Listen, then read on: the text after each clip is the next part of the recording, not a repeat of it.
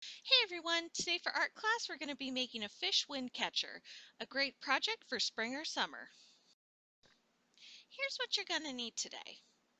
A white piece of paper, a plate to put your paint on, some scissors, a couple googly eyes, a pencil, some Q-tips, some newspaper, some string, a glue stick, white liquid glue, paint, any colors you like, a toilet paper tube, and some party streamers. If you don't have party streamers, you can use colored paper. The first thing I'm going to do is put down my newspaper to protect my table from paint and glue. Next up, I'm going to trace some circles using my toilet paper tube onto my white piece of paper. Your circles don't have to be perfect. They're really just a template for when we paint. But you want to try to make them as circular as possible. I'm going to draw a total of 20 circles on my paper today, and I'm going to have a couple extra at the end, but that's okay. I'd rather have too many than too few. If you need help tracing, please ask a parent, guardian, or staff for help.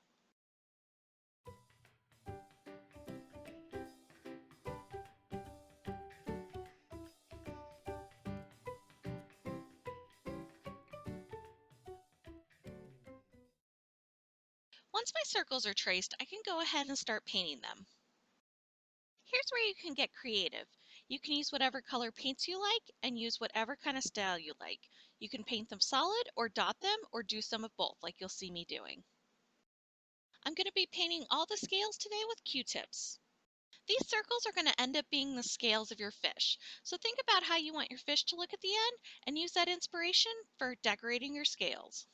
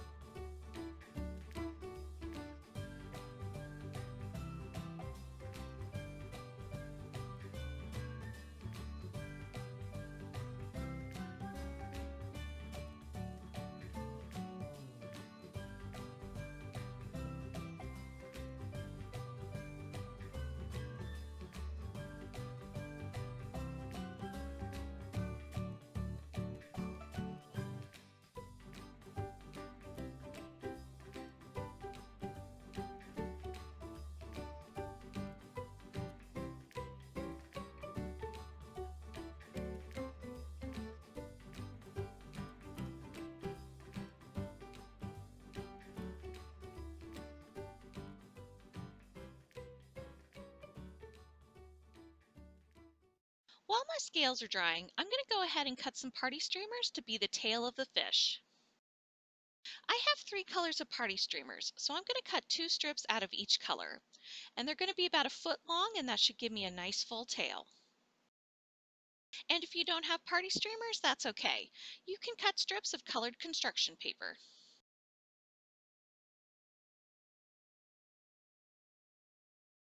When the scales are dry, go ahead and cut them out. If you need help cutting, please ask a parent, guardian, or staff for help. I'm cutting just inside the pencil line and trying to make it as circular as possible.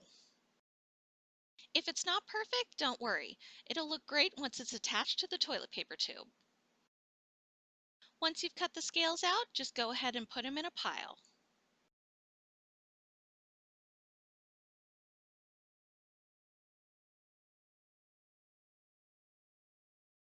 Once all the scales are cut out, we're going to go ahead and take each scale and cut it in half. This will give us the scales that will attach to our toilet paper tube.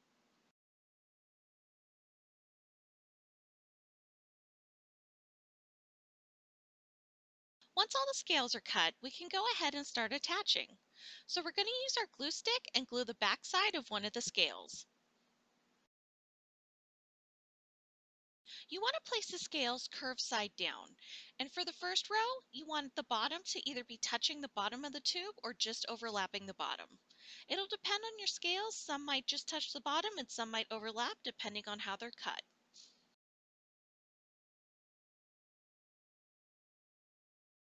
For each additional scale, you're going to overlap the previous scale just a little bit before pressing it down to secure it. You're going to repeat doing that all the way around that layer of scales.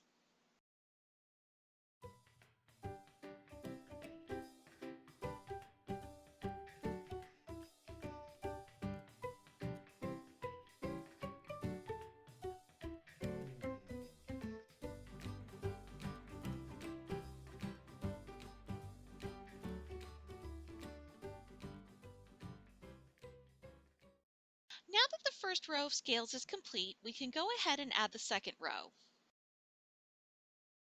We're going to start by placing this first scale slightly overlapping the previous row. And we're going to place it where two of the scales on the previous row overlap. So it's not going to be a straight up and down scale, it's going to overlap and look like fish scales.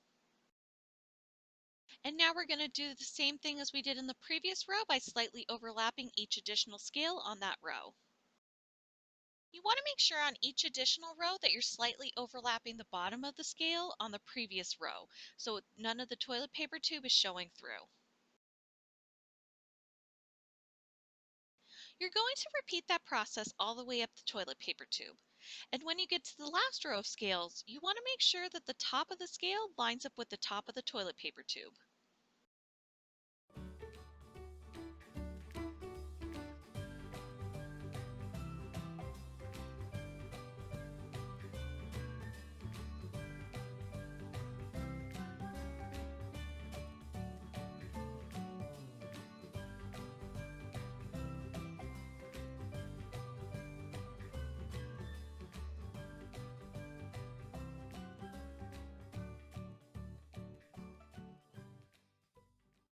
And now the body of our fish wind catcher is complete.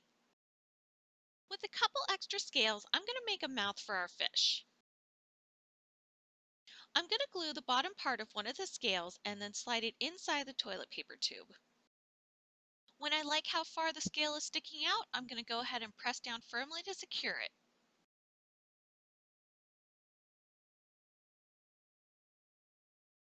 I'm going to glue the second scale the same way, except I'm going to attach it on the exact opposite side of where I placed the first scale.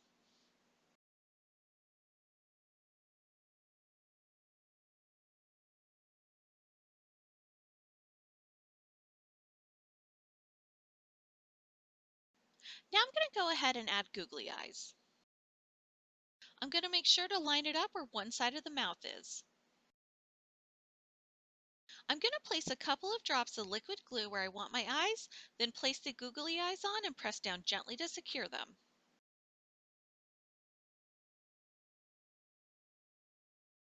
Once the eyes are on where you want them, go ahead and let this dry before you continue on to the next step. This will make sure the eyes don't slip around and fall off while you're attaching the tail.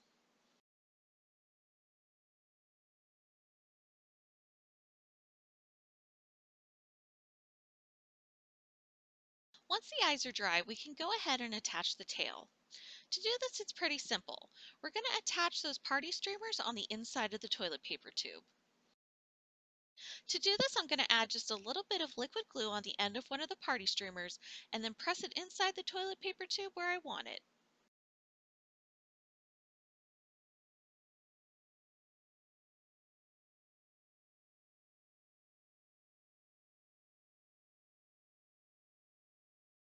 Since I have multiple colors, I'm going to go ahead and alternate them as I attach them.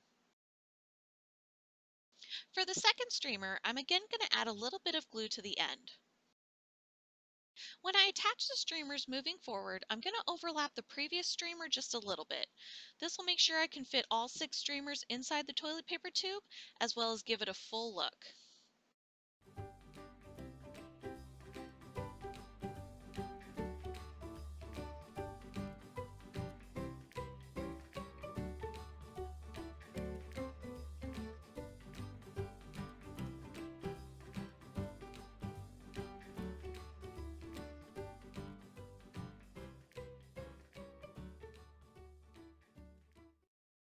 Once all the streamers are glued on, go ahead and let it dry.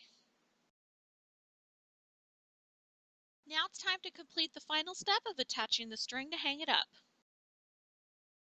first thing is we're going to have to poke holes on each side of the mouth.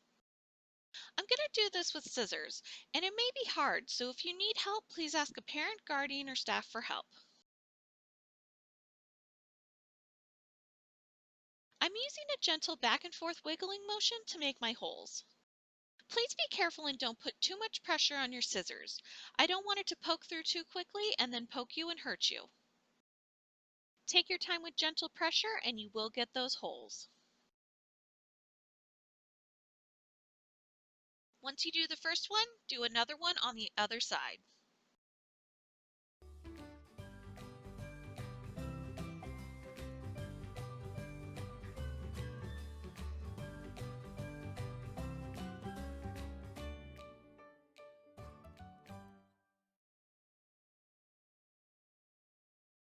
Once both holes are done, we can now add the string.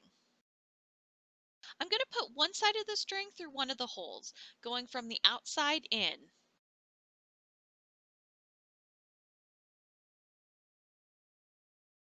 And then I'm going to take the other end of the string and put it through the other hole, also going from the outside in.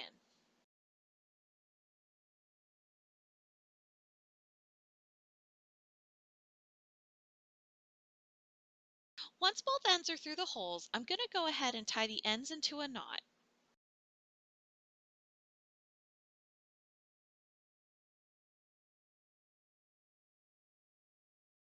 If you have extra string at the end, you can go ahead to cut it and make it shorter. And now we're done making our fish wind catcher, and we can go ahead and hang it up outside. And here's the end result, looking beautiful and blowing in the breeze. I hope you enjoy making your own fish wind catcher and like watching it blow in the wind. Thanks for watching.